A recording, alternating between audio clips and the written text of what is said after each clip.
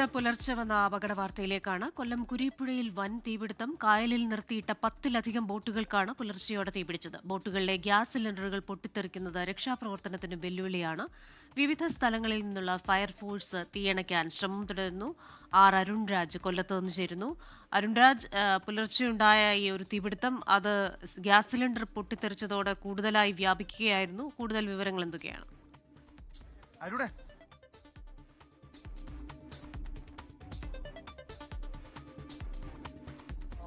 ഇപ്പോൾ തീയണയ്ക്കാനുള്ള വിവിധ മാർഗ്ഗങ്ങൾ ഇപ്പോൾ ഫയർഫോഴ്സ് തേടുകയാണ്. നേരത്തെ നമ്മൾ കണ്ടതുപോലെ അല്പസമയം മുമ്പ് ഈ കായലിലൂടെ അടക്കം ഈ രക്ഷാപ്രവർത്തനത്തിലുള്ള ബോട്ടുകൾ എത്തിച്ചുകൊണ്ടുള്ള ഒരു ദൌത്യമാണ് ഇപ്പോൾ ഫയർഫോഴ്സ് നടത്തിക്കൊണ്ടിരിക്കുന്നത്. ഇക്കാര്യത്തിൽ ഇപ്പോൾ നേരിട്ട് ജില്ലാ കളക്ടർ, കൊല്ലം ജില്ലാ കളക്ടർ എൻ ദേവിദാസ് അടക്കമുള്ളവർ നേരിട്ട് ഈ സ്ഥലത്ത് എത്തിച്ചേർന്നിരിക്കുകയാണ്. ഇത് സ്ഥിതിഗതികൾ അദ്ദേഹം ഇപ്പോൾ വിലയിരുത്തുകയാണ്. ഉന്നത പോലീസ് ഉദ്യോഗസ്ഥരുമായി അടക്കം സംസാരിച്ചുകൊണ്ട് ഈ സ്ഥിതികൾ എന്താണ്, ഇതുമായി ബന്ധപ്പെട്ട കാര്യങ്ങളിൽ ഒരു വിശദീകരണം തേടുകയാണ്. ഈ തീപിടുത്തമുണ്ടായ സാഹചര്യം അടക്കമുള്ള കാര്യങ്ങളിൽ ഈ കളക്ടർ ഇക്കാര്യങ്ങളിൽ ഉദ്യോഗസ്ഥരിൽ നിന്നൊരു വിവരങ്ങൾ ചോദിച്ചറിയുന്നു. മത്സ്യബന്ധന തൊഴിലാളികളിൽ നിന്നടക്കം ഈ വിവരങ്ങൾ തേടുകയാണ് ഇപ്പോൾ കളക്ടർ ചെയ്യുന്ന ദൃശ്യങ്ങൾ കാണാം. കാരണം ഇവിടെ ഈ വീട്ടമ്മയാണ് ഇത്തരത്തിൽ തീ ഉയരുന്നതായി ആദ്യം കണ്ടത്. അവർ ഉടൻ തന്നെ ഫയർഫോഴ്സിനെയും പോലീസിനെയും വിവരം അറിയിക്കുകയായിരുന്നു. തുടർന്നാണ് പോലീസും ഫയർഫോഴ്സും ഈ സ്ഥലത്തേക്ക് എത്തിച്ചേരുകയും ഈ രക്ഷാപ്രവർത്തനം തുടങ്ങുകയും ചെയ്യുന്നത്. എന്താണ് ഈ തീപിടുത്തത്തിന് ഇടയാക്കിയ സാഹചര്യമെന്ന അന്വേഷണം വേണമെന്ന ആവശ്യം നേരത്തെ തന്നെ മത്സ്യത്തൊഴിലാളികൾ മുന്നോട്ട് വെച്ചിരുന്നു. ഇപ്പോൾ ഈ മത്സ്യത്തൊഴിലാളികളിൽ നിന്ന് കളക്ടർ വിവരങ്ങൾ തേടുകയാണ്. ആ വിവരങ്ങളുടെ അടിസ്ഥാനത്തിലായിരിക്കും ഇനി ഏത് തരത്തിൽ ഇനി ഇത് കാര്യങ്ങൾ മുന്നോട്ട് പോകണം എന്ന കാര്യത്തിൽ തീരുമാനമെടുക്കുക. എന്തായാലും അല്പസമയത്തിന് അദ്ദേഹം മാധ്യമങ്ങളെ കണ്ട് ഇക്കാര്യത്തിൽ ഉള്ള ഒരു അദ്ദേഹം മനസ്സിലാക്കിയ കാര്യങ്ങൾ വിശദീകരിക്കുകയും ചെയ്യും. നമുക്ക് ഈ ദൃശ്യങ്ങൾ കാണുന്ന പോലെ തന്നെ മത്സ്യത്തൊഴിലാളികളുമായി ഒരു വിവരശേഖരണം തേടുകയാണ്. കാരണം ഇത്രയധികം മണിക്കൂറായി തീയണയ്ക്കാൻ കഴിഞ്ഞിട്ടില്ല. വലിയ പ്രതിസന്ധിയുണ്ട്. ഏത് സാഹചര്യത്തിലാണ് ഇത്രയധികം ബോട്ടുകൾക്ക് നാശനഷ്ടം ഉണ്ടായത്, തീപിടുത്തമുണ്ടായെന്ന തീപിടുത്തമുണ്ടായത് എന്ന കാര്യങ്ങളിലടക്കം ഒരു വ്യക്തത ഇക്കാര്യങ്ങളിൽ വരുത്തുകയാണ്. അതിനുശേഷമായിരിക്കും ഇതുമായി ബന്ധപ്പെട്ട് ഒരു ഉദ്യോഗസ്ഥരിൽ അടക്കമുള്ള കാര്യങ്ങൾ വ്യക്തത വരുത്തുകയാണ്. പോലീസ് ഉദ്യോഗസ്ഥർ, നാട്ടുകാർ, ജനപ്രതിനിധികൾ അടക്കമുള്ളവർ ഈ സ്ഥലത്തുണ്ട്. അവരിലൂടെ വിവരങ്ങൾ തേടുകയാണ് ഇപ്പോൾ കളക്ടർ ചെയ്യുന്നത്. ഇതിനുശേഷം ഇതുമായി ബന്ധപ്പെട്ട കാര്യങ്ങൾ, ആദ്യം രക്ഷാപ്രവർത്തനം, തുടർന്ന് ഇതുമായി ബന്ധപ്പെട്ട നാശനഷ്ടങ്ങളെ കണക്കെടുക്കാൻ, അതിനോടൊപ്പം തന്നെ ഇതുമായി ബന്ധപ്പെട്ട അന്വേഷണം അടക്കം നടത്താനുള്ള തീരുമാനമാണ് നിലവിൽ എടുത്തിരിക്കുന്നത്. കൂടുതൽ ആൾക്കാരിൽ നിന്ന് ഇതുമായി ബന്ധപ്പെട്ട വിവരങ്ങൾ ഇപ്പോൾ കളക്ടർ ശേഖരിക്കുകയാണ്. കാരണം എന്താണ് സംഭവിച്ചതെന്ന കാര്യത്തിൽ വ്യക്തത വരുത്തണം. ഇത്രയധികം നാശനഷ്ടം ഉണ്ടായതാണ്. അതുകൊണ്ട് തന്നെ ഇതിൽ എന്താണ് സംഭവിച്ചത് എന്ന കാര്യം ഉദ്യോഗസ്ഥർക്ക് എന്താണ് വിവരം ലഭിച്ചത്, പ്രാഥമികമായി ലഭിക്കുന്ന കാര്യങ്ങൾ, ഇതെല്ലാം അന്വേഷിച്ച ശേഷമായിരിക്കും തുടർന്ന് ഉള്ള പോലീസിന്റെ ഭാഗത്തുനിന്നുള്ള ഇടപെടലും അന്വേഷണവും അടക്കം ഉണ്ടാവുക. ഇപ്പോൾ ഇത് മത്സ്യത്തൊഴിലാളികൾ മുന്നോട്ട് വെക്കുന്ന കാര്യങ്ങൾ, അവരുടെ പരാതികൾ, അത് പൂർണ്ണമായി ഇപ്പോൾ കളക്ടർ കേൾക്കുന്ന സാഹചര്യമാണുള്ളത്.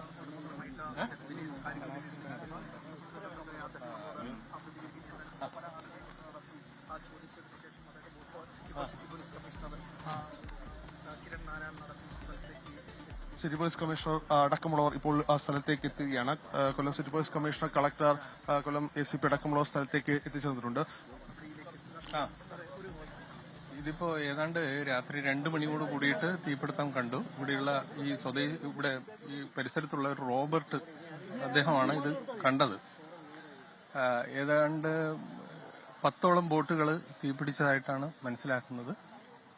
അപ്പൊ അതില് തീ പടരുന്നതിന് മുമ്പ് തന്നെ സ്ഥലവാസികളും റോബർട്ടും അതുപോലെ ഇവിടെ ഉണ്ടായിരുന്നവരെല്ലാം കൂടിയിട്ട് അത് പടരുന്നത് തടസ്സപ്പെടുത്തി. ബാക്കി 10ഓളം ബോട്ടുകളാണ് തീപിടിച്ചിരിക്കുന്നത്. അതിൽ നീണ്ടകര സ്വദേശി ഒരു ലോറൻസിന്റെ ബോട്ടുണ്ട്. ബാക്കി 9 ബോട്ടുകൾ തിരുവനന്തപുരം പൊഴിയൂർ സ്വദേശികളായിട്ടുള്ളവരാണ്. അവരെല്ലാവരും ഈ ദിവസങ്ങളിൽ തെരഞ്ഞെടുപ്പുമായി ബന്ധപ്പെട്ടിട്ട് ഈ മത്സ്യബന്ധനമൊക്കെ നിർത്തിയിട്ട് പോയതാണ്. അതാണ് ഇപ്പോൾ മനസ്സിലാക്കിയത്. പ്രാഥമികമായിട്ടുള്ള മനസ്സിലാക്കിയ കാര്യങ്ങളാണ്.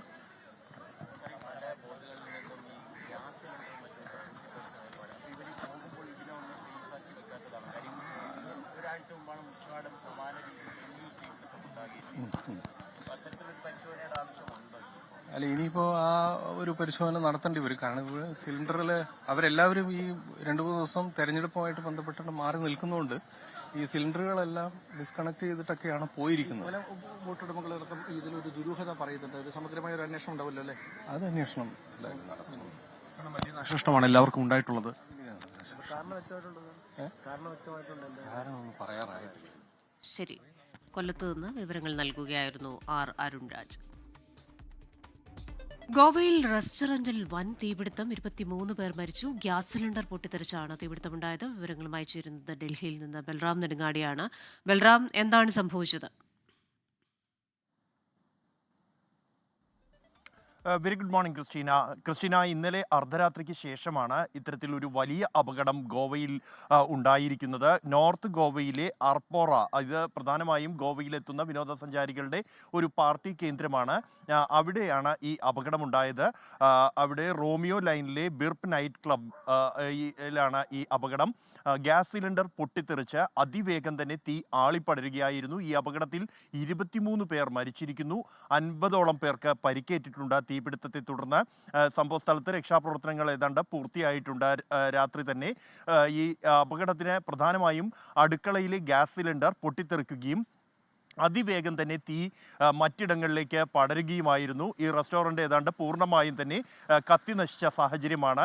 നിരവധി പേർ ഈ അപകട സമയത്ത് ഹോട്ടലിൽ ഉണ്ടായിരുന്നു, അല്ലെങ്കിൽ റെസ്റ്റോറൻറ്റിൽ ഉണ്ടായിരുന്നു എന്നാണ് ദൃക്സാക്ഷികൾ അറിയിക്കുന്നത്.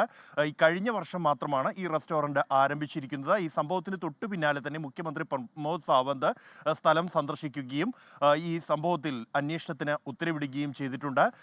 ഈ പ്രാഥമിക പരിശോധനയിൽ തന്നെ ഈ റെസ്റ്റോറൻറ്റ് ഈ ഫയർ സേഫ്റ്റി മാനദണ്ഡങ്ങൾ പാലിച്ചില്ല എന്നാണ് ബോധ്യപ്പെട്ടിരിക്കുന്നത്. ഇതിൻ്റെ അടിസ്ഥാനത്തിൽ കർശനമായ നടപടി ഇതിൻ്റെ ഉത്തരവാദികൾക്കെതിരെ ഉണ്ടാകുമെന്ന ഉറപ്പും മുഖ്യമന്ത്രി നൽകിയിട്ടുണ്ട്. ഈ അപകടത്തിൽ മരിച്ചവരിൽ ബഹുഭൂരിപക്ഷവും ഈ ഹോട്ടലിലെ തന്നെ ജീവനക്കാരാണ്. അടുക്കളയിൽ ഉണ്ടായിരുന്ന 3 സ്ത്രീകളടക്കം ഉള്ളവരാണ് മരിച്ചവരിൽ ഉൾപ്പെടുന്നത്. ഒപ്പം തന്നെ 4 വിനോദസഞ്ചാരികളും ഈ അപകടത്തിൽ മരിച്ചിട്ടുണ്ട്. അവർ ഈ റെസ്റ്റോറൻറ്റിൽ ഭക്ഷണം കഴിക്കാനായി എത്തിയവരായിരുന്നു. അടുക്കളയോട് ചേർന്ന ഭാഗത്തുള്ള ടേബിളിലായിരുന്നു അവർ ഇരുന്നത്. അതുകൊണ്ട് തന്നെ ഈ തീപിടുത്തത്തിൻ്റെ ആഘാതം ഏറെ ഇവിടെ ഉണ്ടായിട്ടുണ്ട്. 50ഓളം പേരെ ഈ അപകടത്തെ തുടർന്ന് ഈ റെസ്റ്റോറൻറ്റിൽ നിന്നും രക്ഷപ്പെടുത്തിയിട്ടുണ്ട്. സംഭവത്തിൽ എന്തായാലും അന്വേഷണം ആരംഭിച്ചു കഴിഞ്ഞിരിക്കുന്നു. വലിയ അപകടം തന്നെയാണ് ഈ പ്രദേശത്ത് ഉണ്ടായിരിക്കുന്നത്. സാധാരണ നിലയിൽ അർദ്ധരാത്രിക്ക് ശേഷവും ആളുകൾ സ്ഥിരമായി ഉണ്ടാകാറുള്ള, വലിയ തോതിൽ തന്നെ ജനങ്ങളുടെ, ടൂറിസ്റ്റുകളുടെ സാന്നിധ്യം ഉണ്ടാകാറുള്ള ഇടത്താണ് ഇത്തരത്തിൽ ഒരു അപകടം ഉണ്ടായിരിക്കുന്നത്. അധികൃതർ, ഈ റെസ്റ്റോറൻറ്റ് ഉടമകൾ മാനദണ്ഡങ്ങൾ പാലിച്ചിട്ടില്ല എന്നും അതാണ് അപകടത്തിന്റെ ആഘാതം വർദ്ധിപ്പിച്ചത് എന്നുമാണ് പ്രാഥമികമായ വിലയിരുത്തൽ. ക്രിസ്റ്റീന, ശരി, ബൽറാം നെടുങ്ങാടിയാണ് വിശദാംശങ്ങൾ നൽകിയത്. 6ാം ദിവസവും പ്രതിസന്ധി ഒഴിയുന്നില്ല ഇൻഡിഗോയിൽ. അതിൽ കേന്ദ്ര സർക്കാരിന്റെ ഭാഗത്തു നിന്ന് കർശനമായ നടപടികൾ ഉണ്ടാകും. ഒപ്പം തന്നെ DGCA ചില നടപടികൾ എടുത്തു കഴിഞ്ഞു. എന്തൊക്കെയാണ് ഈ യാത്രക്കാരുടെ പ്രതിസന്ധി ഒഴിയുമോ എന്നതാണല്ലോ ഏറ്റവും പ്രധാനപ്പെട്ട ചോദ്യം. Very good morning Christina. സൂചിപ്പിച്ച പോലെ തന്നെ ഇന്ത്യയിലെ വ്യോമയാന മേഖലയിൽ തുടർച്ചയായി 6ാം ദിവസവും പ്രതിസന്ധി തന്നെ തുടരുകയാണ്. ഇന്നും നിരവധി സർവീസുകൾ മുടങ്ങും എന്ന് ഇൻഡിഗോ കമ്പനി വ്യക്തമാക്കിയിട്ടുണ്ട്. കാരണം നേരത്തെ ഷെഡ്യൂൾ ചെയ്ത വിമാന സർവീസുകൾ നടത്താൻ കഴിയാത്ത സാഹചര്യം ഇന്നും നിലനിൽക്കുന്നുണ്ട്. എന്നാൽ പ്രതിസന്ധിക്ക് പരിഹാരം ആയി വരുന്നു. സാഹചര്യങ്ങൾ, സങ്കീർണതകൾ കുറഞ്ഞു വരുന്നു എന്നുള്ളതാണ് നിലവിൽ പുറത്തുവരുന്ന റിപ്പോർട്ടുകൾ വ്യക്തമാക്കുന്നത്. ഡൽഹി വിമാനത്താവളം ഇതുമായി ബന്ധപ്പെട്ട് വ്യക്തമാക്കുന്നത് കഴിഞ്ഞ ദിവസങ്ങളിൽ ഉണ്ടായിരുന്ന അത്രയും വലിയ പ്രതിസന്ധി നിലവിൽ ഇല്ല, അത് പരിഹരിച്ചു വരുന്നു എന്നുള്ളതാണ്. എങ്കിൽ പോലും ഇനിയും ദിവസങ്ങൾ എടുക്കും. ഡിസംബർ 15ഓടെ പ്രശ്നങ്ങൾ പരിഹരിക്കാനാണ് ഇൻഡിഗോ കമ്പനി അറിയിച്ചിരിക്കുന്നത്. അതുവരെയുള്ള സമയമാണ് തേടിയിരിക്കുന്നത്. പല വിമാനത്താവളങ്ങളിലും, രാജ്യത്തെ പല വിമാനത്താവളങ്ങളിലും ആളുകൾ ഇപ്പോഴും കുടുങ്ങിക്കിടക്കുന്ന സാഹചര്യമുണ്ട്. 2 ദിവസവും മറ്റും കാത്തുനിന്ന ആളുകളെ ഇന്നലെയോടെ അവരുടെ നേരത്തെ ബുക്ക് ചെയ്ത ടിക്കറ്റുകളിലുള്ള സർവീസുകൾ ക്രമീകരിക്കാൻ ഇൻഡിഗോയ്ക്ക് കഴിഞ്ഞിട്ടുണ്ട് ഇന്നലെ. എന്നാൽ ഈ പല സർവീസുകളും, അതിനുശേഷമുള്ള പല യാത്രക്കാരും ഇപ്പോഴും കുടുങ്ങിക്കിടക്കുന്ന സാഹചര്യം നിലനിൽക്കുന്നു. എന്തായാലും ഈ വിഷയത്തിൽ കേന്ദ്ര സർക്കാരിൻ്റെ ഭാഗത്തു നിന്നും കർശനമായ നടപടികൾ ഉണ്ടാവുകയാണ്. ഇൻഡിഗോ കമ്പനിയുടെ CEO അടക്കമുള്ള ഉന്നതർക്ക് കാരണം കാണിക്കൽ നോട്ടീസ് അയച്ചിട്ടുണ്ട് DGCA. എന്തുകൊണ്ടാണ് കൃത്യമായ സമയപരിധി ലഭിച്ചിട്ട് പോലും മാനദണ്ഡങ്ങൾ പാലിക്കാതിരുന്നത് എന്നും, യാത്രക്കാർക്ക് ഇത്രയും വലിയ പ്രതിസന്ധി സൃഷ്ടിക്കാൻ കാരണം എന്ത് തുടങ്ങിയ കാര്യങ്ങളാണ് ഈ ഒരു ഷോക്കോസ് നോട്ടീസിൽ ഉന്നയിച്ചിരിക്കുന്നത്. എന്തായാലും യാത്രക്കാരുടെ പ്രതിസന്ധി പരിഹരിക്കാനുള്ള ശ്രമത്തിലാണ് കേന്ദ്ര സർക്കാരും DGCAയും ഒക്കെ. ബൽറാം നെടുങ്ങാടിയാണ് ഡൽഹിയിൽ നിന്ന് വിവരങ്ങളുമായി ചേർന്നത്. നമ്മൾ വീണ്ടും പോകുന്നത് തിരുവനന്തപുരത്തേക്കാണ്. അവിടെ മനീഷ് മഹിപാലുണ്ട്. Very good morning Manish Mahipal. അവിടെ നിന്ന് തെക്കൻ കേരളത്തിൽ നിന്ന് നമുക്ക് പ്രതീക്ഷിക്കാവുന്ന വാർത്തകൾ. അതിലൊന്ന്, രാഹുൽ മാങ്കൂട്ടത്തിനെതിരായ രണ്ടാമത്തെ ലൈംഗിക പീഡന കേസിൽ പരാതിക്കാരിയുടെ മൊഴി അന്വേഷണ സംഘം രേഖപ്പെടുത്തും. മറ്റൊന്ന്, അതിജീവിതയെ അധിക്ഷേപിച്ച കേസിൽ രാഹുൽ ഈശ്വർ ഇന്ന് ഹൈക്കോടതിയെ സമീപിക്കുമെന്നുള്ളതാണല്ലോ. ഇതുൾപ്പെടെ എന്തൊക്കെ പ്രധാനപ്പെട്ട വാർത്തകൾ നമുക്ക് തെക്കൻ കേരളത്തിൽ നിന്ന് പ്രതീക്ഷിക്കും? ക്രിസ്റ്റീന സൂചിപ്പിച്ചതുപോലെ തന്നെ രണ്ട് പ്രധാനപ്പെട്ട വാർത്തകൾ, അത് രണ്ടും രാഹുലാണ്. ഒന്ന് രാഹുൽ മാങ്കൂട്ടത്തിൽ, ഒന്ന് രാഹുൽ ഈശ്വറുമാണ്. രാഹുൽ മാങ്കൂട്ടത്തിലെ കേസിൽ, ആദ്യത്തെ കേസിൽ ഈ മാസം 15 വരെ അതിൻ്റെ മുൻകൂർ ജാമ്യം അല്ലെങ്കിൽ ജാമ്യം പരിഗണിക്കുന്നത് വരെ, ഹൈക്കോടതി പരിഗണിക്കുന്നത് വരെ രാഹുൽ മാങ്കൂട്ടത്തിൻ്റെ അറസ്റ്റ് ഹൈക്കോടതി തടഞ്ഞിട്ടുണ്ട്. പക്ഷേ രണ്ടാമത്തെ കേസിൽ ഈ പെൺകുട്ടിയെ വിവാഹ വാഗ്ദാനം നൽകി പീഡിപ്പിച്ചു എന്ന കേസിൽ നിലവിൽ അത് പരിഗണിക്കുന്നത്, മുൻകൂർ ജാമ്യാപേക്ഷ പരിഗണിക്കുന്നത് നാളെയാണ്. തിരുവനന്തപുരം അഡീഷണൽ സെഷൻസ് കോടതിയാണ് അത് പരിഗണിക്കുന്നത്. പക്ഷേ അതിൻ്റെ അറസ്റ്റ് കോടതി തടഞ്ഞിട്ടില്ല. ഏറ്റവും പ്രധാനപ്പെട്ട കാര്യം, ഈ രണ്ടാമത്തെ കേസിൽ പോലീസ് FIR രജിസ്റ്റർ ചെയ്തില്ലെങ്കിലും ഈ അതിജീവിതയുടെ, ഈ പെൺകുട്ടിയുടെ മൊഴി ഇതുവരെയും രേഖപ്പെടുത്തിയിട്ടില്ല. ഇതിൻ്റെ അന്വേഷണ ഉദ്യോഗസ്ഥ കൂടിയായിട്ടുള്ള പൂങ്കുഴലി ഇന്നലെ ഈ പെൺകുട്ടിയെ സമീപിച്ചിരുന്നു. ഇന്ന് മൊഴി രേഖപ്പെടുത്താൻ പെൺകുട്ടി തയ്യാറാണെന്ന് അറിയിച്ചിട്ടുണ്ട്. അങ്ങനെയാണെങ്കിൽ ഇന്ന് മൊഴി രേഖപ്പെടുത്തി നാളെ കോടതി റിപ്പോർട്ട് കൂടി ആവശ്യപ്പെട്ടിട്ടുണ്ട്. ഈ റിപ്പോർട്ട്, അതായത് പോലീസ് സമർപ്പിക്കുന്ന റിപ്പോർട്ട് കൂടി കേട്ട ശേഷമായിരിക്കും രാഹുൽ മാങ്കൂട്ടത്തിൻ്റെ മുൻകൂർ ജാമ്യാപേക്ഷ രണ്ടാമത്തെ കേസിൽ കോടതി പരിഗണിക്കുക. 15 വരെയും ആദ്യ കേസിൽ ആശ്വാസമുണ്ടെങ്കിൽ രണ്ടാമത്തെ കേസിൽ രാഹുലിന് നാളെ അതിനിർണായകമാണ്. ഒപ്പം തന്നെ ഇന്ന് 10ാമത്തെ ദിവസമായിട്ട് രാഹുൽ മാങ്കൂട്ടത്തിൽ ഒളിവിലാണ്. ഇനി രാഹുൽ മാങ്കൂട്ടത്തിനെതിരെ പരാതി നൽകിയ പെൺകുട്ടിയെ അവഹേളിച്ച കേസിൽ ഇന്നലെ രാഹുൽ ഈശ്വറിനെതിരെ രൂക്ഷമായ പരാമർശമായിരുന്നു കോടതിയുടെ ഭാഗത്തുനിന്നുണ്ടായത്. അവിടെ ഫാസ്റ്റ് ട്രാക്ക് കോടതി പറഞ്ഞ പ്രധാനപ്പെട്ട കാര്യം, ഈ മാസം 10-ാം തീയതി, അതായത് ജാമ്യാപേക്ഷ തള്ളിയെന്ന് മാത്രമല്ല, രാഹുൽ ഈശ്വർ നൽകിയ ജാമ്യാപേക്ഷ തള്ളിയെന്ന് മാത്രമല്ല, ഈ മാസം 10-ാം തീയതി പ്രൊഡക്ഷൻ വാറണ്ട് കൂടി കോടതി നൽകിയിട്ടുണ്ട്. ഇന്നലെ കോടതിയുടെ ഭാഗത്ത് കിട്ടിയ തിരിച്ചടിയുടെ ഭാഗമായി തന്നെയായിരുന്നു രാഹുൽ ഈശ്വർ നടത്തി വന്നിരുന്ന നിരാഹാരം അവസാനിപ്പിച്ചു. ഇന്നലെ പ്രോസിക്യൂഷൻ രാഹുൽ ഈശ്വറിനെതിരെ പ്രധാനപ്പെട്ട ചില വാദങ്ങൾ നിർത്തിയത് അന്വേഷണവുമായി സഹകരിക്കുന്നതിനൊപ്പം തന്നെ ഈ അതിജീവിതയുടെ വിവരങ്ങൾ, FIR അടക്കമുള്ള വിവരങ്ങൾ അത് പൊതുരേഖ എന്ന രീതിയിൽ പരസ്യപ്പെടുത്തി അടക്കമുള്ള വിവരങ്ങളാണ് ഇന്നലെ പ്രോസിക്യൂഷൻ കോടതിയെ അറിയിച്ചത്. അങ്ങനെ കോടതിയുടെ ഭാഗത്ത് നിന്ന് വലിയ തിരിച്ചടി ഉണ്ടാകുന്നു. ഇന്ന് ഹൈക്കോടതിയെ ജാമ്യാപേക്ഷ ബന്ധപ്പെട്ട് രാഹുൽ ഈശ്വർ സമീപിക്കുമെന്ന വിവരം കൂടി പുറത്തു വന്നിട്ടുണ്ട്. ക്രിസ്റ്റീന. മനീഷ് മഹിപാലാണ് തെക്കൻ കേരളത്തിൽ നിന്ന് പ്രതീക്ഷിക്കാവുന്ന വാർത്തകളുടെ വിശദാംശങ്ങളുമായി ചേരുന്നത്. ഇനി നമ്മൾ കൊച്ചിയിലേക്കാണ് പോകുന്നത്. അവിടെ വിഷ്ണു സുരേഷ് ഉണ്ട്. Vishnu, very good morning. കേരളത്തെ നടുക്കിയ നടി ആക്രമിക്കപ്പെട്ട കേസിന്റെ വിധി നാളെ വരികയാണ്. ഒപ്പം തന്നെ എറണാകുളം കലാഭവൻ റോഡിലെ അടച്ചിട്ട വീട്ടിൽ യുവാവിന്റെ മൃതദേഹം കണ്ടെത്തിയ സംഭവം, അതൊരു കൊലപാതകമെന്ന നിഗമനത്തിലാണല്ലോ പോലീസ് ഇപ്പോൾ. ഇതടക്കം എന്തൊക്കെ വാർത്തകൾ നമുക്ക് മധ്യ കേരളത്തിൽ നിന്ന് പ്രതീക്ഷിക്കാം? Christina, good morning. മധ്യ കേരളം മാത്രമല്ല, രാജ്യം ഒന്നാകെ കാത്തിരിക്കുന്ന ഒരു വിധിയാണ് നാളെ വരുന്നത്. നാളെ രാവിലെ 10 മണിയോടുകൂടി ആയിരിക്കും എറണാകുളം പ്രിൻസിപ്പൽ സെഷൻസ് കോടതിയിൽ നടി ആക്രമിക്കപ്പെട്ട കേസുമായി ബന്ധപ്പെട്ടുള്ള വിധി പറയുക. 7.5 വർഷത്തെ നിയമ പോരാട്ടത്തിനൊടുവിലാണ് ആ വിധി പറയുന്നത്. ഇന്ന് അതുമായി ബന്ധപ്പെട്ടുള്ള പ്രതികരണങ്ങളൊക്കെ കൊച്ചിയിൽ നിന്നുണ്ടാകും. പ്രത്യേകിച്ച് അഭിഭാഷകരുടെ അടക്കം പ്രതികരണങ്ങൾ വരുമെന്നാണ് മനസ്സിലാക്കുന്നത്. വലിയ പ്രതീക്ഷയിലാണ് രണ്ട് വിഭാഗങ്ങളുള്ളത്. നീതി ലഭിക്കുമെന്ന പ്രതീക്ഷയിലാണ് ആക്രമിക്കപ്പെട്ട നടിയെങ്കിൽ കുറ്റമുക്തനാക്കുമെന്നാണ് ദിലീപ് അടക്കമുള്ള പ്രതികളുടെ അഭിഭാഷകർ വ്യക്തമാക്കുന്നത്. അതിൻ്റെ തുടർ വാർത്തകൾ ഇന്നുണ്ടാകും. അത് നാളെ നമ്മൾ സമഗ്രമായി ആ വിവരങ്ങൾ പ്രേക്ഷകരിലേക്കൊക്കെ എത്തിക്കുകയും ചെയ്യും. മറ്റൊന്ന്, ഇന്നലെ രാത്രിയോടുകൂടി നടന്ന ഒരു സംഭവമാണ്. ഇന്നലെ രാത്രി ആണ് ആ കലാഭവന്റെ പരിസരത്തുള്ള തൊട്ടടുത്തുള്ള ഒരു വീട്ടിൽ നിന്ന്, ആളൊഴിഞ്ഞ വീടാണ്, അവിടെ നിന്നൊരു 21-കാരന്റെ മൃതദേഹം കണ്ടെത്തിയത്. ആ മൃതദേഹത്തിൽ തലയ്ക്ക് ഗുരുതരമായി പരിക്കേറ്റ പാടുകൾ ഉണ്ടായിരുന്നു. അതുകൊണ്ട് തന്നെയാണ് പോലീസ് ഇതൊരു കൊലപാതകം എന്ന സംശയത്തിലേക്ക് എത്തിയത്. മൃതദേഹം ഇൻക്വസ്റ്റ് നടപടികൾ പൂർത്തിയാക്കി കളമശ്ശേരി മെഡിക്കൽ കോളേജിലേക്ക് ഇന്ന് പോസ്റ്റ്മോർട്ടത്തിനായി മാറ്റിയിട്ടുണ്ട്. പോസ്റ്റ്മോർട്ടത്തിന് ശേഷമായിരിക്കും ഒരു കൊലപാതകത്തിന്റെ സ്ഥിരീകരണത്തിലേക്ക് പോലീസ് എത്തുക. എന്നാൽ പോലും പ്രാഥമികമായ അന്വേഷണം ആരംഭിച്ചിട്ടുണ്ട്.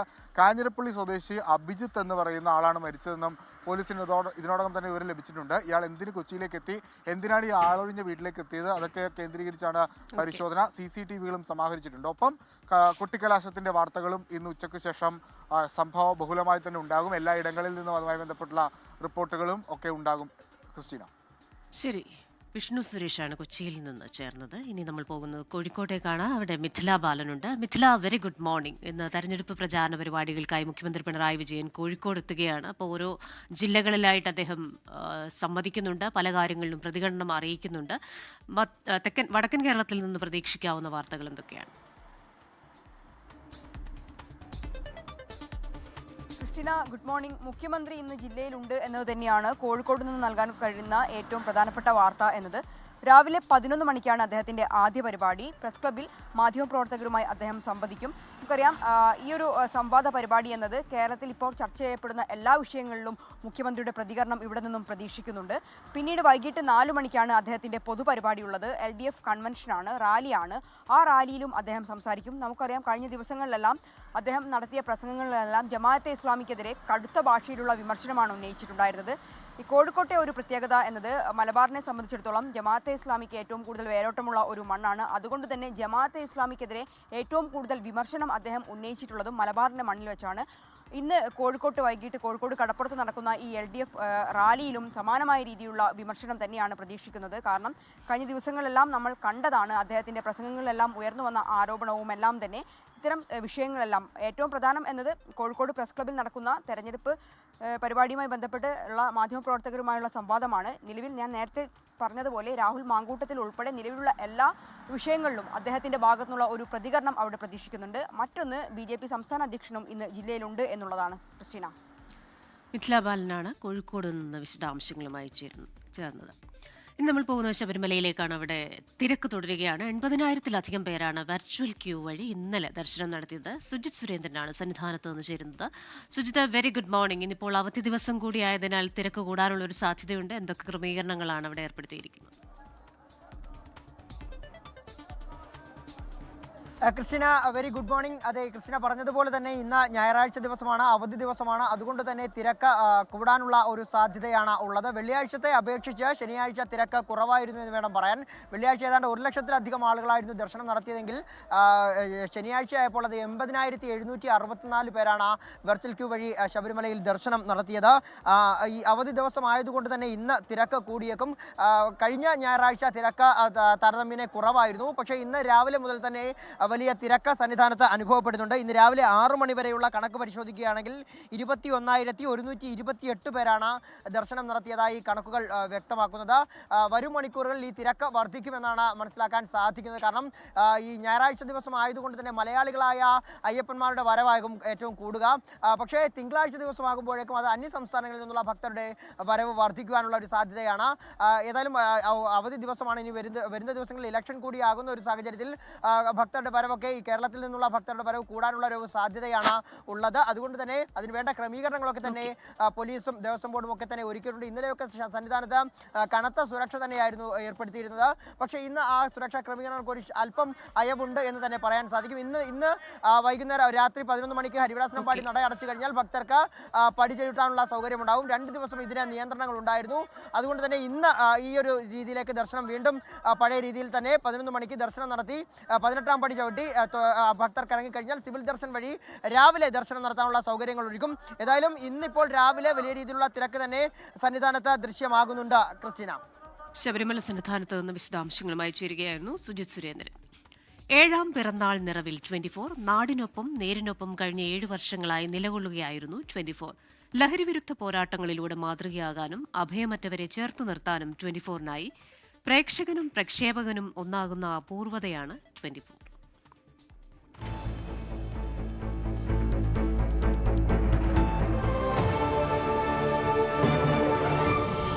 വളരെ സന്തോഷമുള്ള ഒരു നിമിഷത്തിലാണ് ഞാൻ നിങ്ങളോട് സംസാരിക്കുന്നത്. കുറച്ചധികം കാലമായി ഒരു വാർത്താ ചാനലിന്റെ വരവ് നിങ്ങൾ പ്രതീക്ഷിച്ചിരിക്കുകയായിരുന്നു. ലോകമെമ്പാടും ഇരുന്ന് ലക്ഷക്കണക്കിന് പ്രേക്ഷകർ ഇത് കണ്ടുകൊണ്ടിരിക്കുകയാണ് എന്ന് എനിക്കറിയാം. നേരിന്റെയും ധീരതയുടെയും 7 ആണ്ട് പൂർത്തിയാക്കി 24 തേരോട്ടം തുടരുകയാണ്. അഴിമതിയോട് സന്ധി ചെയ്യാതെയും കൊള്ളരുതായ്മകൾക്കെതിരെ സധൈര്യം നിലകൊണ്ടും നാടിന്റെ നട്ടെല്ലായി മാറിയിരിക്കുകയാണ് 24.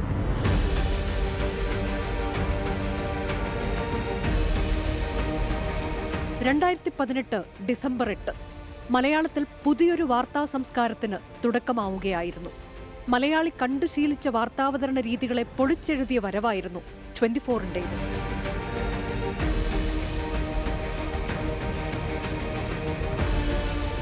പുത്തൻ സാങ്കേതിക വിദ്യയുടെ അനന്ത സാധ്യതകൾക്കൊപ്പം വാർത്തയിലും കാഴ്ചപ്പാടിലും 24 വ്യത്യസ്തത പുലർത്തി. ജനകീയ പ്രശ്നങ്ങൾക്ക് ശബ്ദം നൽകി. രാഷ്ട്രീയ നിഷ്പക്ഷത പുലർത്തുമ്പോഴും നീതിയുടെ പക്ഷം ചേരാൻ മടിച്ചില്ല.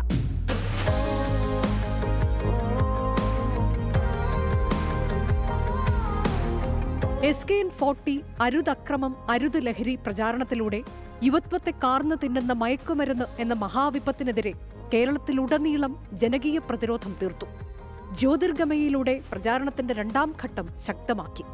സാമൂഹിക ഇടപെടലുകളിലൂടെയും ബോധവത്കരണത്തിലൂടെയും ജനകീയ മാധ്യമം എന്ന നിലയിൽ 24 നടത്തിയ ശ്രമങ്ങളെ കേരള സമൂഹം നെഞ്ചേറ്റി.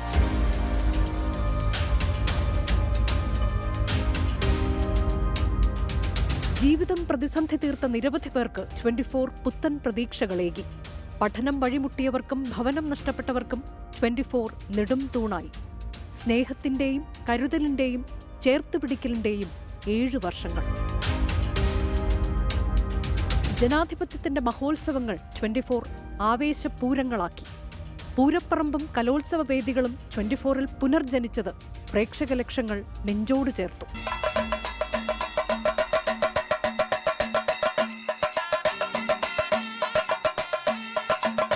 വാർത്തയുടെ ആഴമറിഞ്ഞ റിപ്പോർട്ടിംഗ് ആയിരുന്നു 24-ന്റെ കരുത്ത്.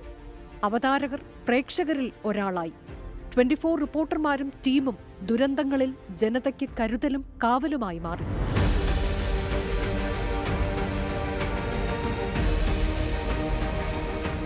നെ സ്നേഹിച്ച് സ്വീകരിച്ച പ്രേക്ഷകർക്ക് നന്ദി.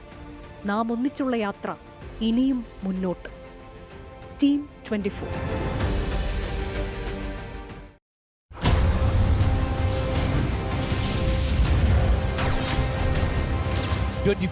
നേര് നയിച്ച 7 വർഷങ്ങൾ.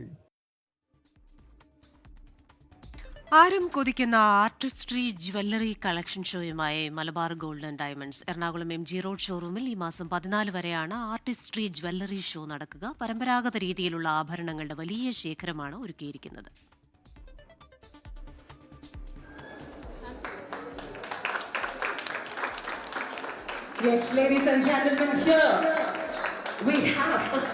പാരമ്പര്യ കലാകാരന്മാരുടെ അതിസൂക്ഷ്മമായി നിർമ്മിച്ച ഡിസൈനുകളും കരവിരുതും ഇവിടെ കാണാം. അമൂല്യമായ ആഭരണ ഡിസൈനുകൾ, ആരും കൊതിക്കുന്നവ സ്വന്തമാക്കാം. Artistry jewellery show Malabar gold and ഡയമണ്ട്സിൽ ആരംഭിച്ചു. എറണാകുളം MG റോഡ് ഷോറൂമിൽ ഈ മാസം 14 വരെയാണ് ഷോ നടക്കുന്നത്. എല്ലാ വിഭാഗത്തിൽപ്പെട്ട കസ്റ്റമറും ഇഷ്ടപ്പെടുന്ന ആഭരണങ്ങളുടെ ഡിസൈനാണ് ഈ പ്രദർശനത്തോടനുബന്ധിച്ച് ഇവിടെ ഞങ്ങൾ ഒരുക്കിയിട്ടുള്ളത്. അതായത് നമ്മളെ ആഭരണങ്ങളിൽ antique, Chettinad, Nagas work, 18 carat rose gold light weight ആഭരണങ്ങൾ, കൂടാതെ diamond, platinum, precious, uncut, Polki തുടങ്ങിയ ആഭരണങ്ങളുടെ വലിയൊരു ശേഖരം തന്നെ ഞങ്ങൾ ഈ പ്രദർശനത്തോടനുബന്ധിച്ച് ഇവിടെ ഒരുക്കിയിട്ടുണ്ട്. ഉദ്ഘാടന ചടങ്ങിൽ സിനിമാ താരം ഷീലു എബ്രഹാം വിശിഷ്ടാതിഥിയായി. അതെ, ഞാനൊരു 10 വർഷം ആയിട്ട് മലബാർ ഗോൾഡിൻ്റെ കസ്റ്റമറാണ്. കൂടുതലും ഞാൻ ഇവിടുന്ന് വാങ്ങുന്ന ഡയമണ്ട്സ് ആണ്. അപ്പം ഭയങ്കര ഹാപ്പിയാണ്. അവരുടെ പ്രോഡക്ട്സ് ഭയങ്കര ഭംഗിയുള്ള ക്വാളിറ്റിയുള്ള സർട്ടിഫൈഡ്, നമുക്ക് IGI സർട്ടിഫൈഡ് ഡയമണ്ട്സ് ആണ് തരുന്നത്. പൈതൃക സ്വത്തായി കൈമാറി വരുന്ന ആഭരണങ്ങൾ പ്രദർശനമേളയിൽ വേറിട്ട് നിൽക്കുന്നു. Hand craft jewellery, light weight jewellery എന്നിവയും പ്രത്യേകതയാണ്.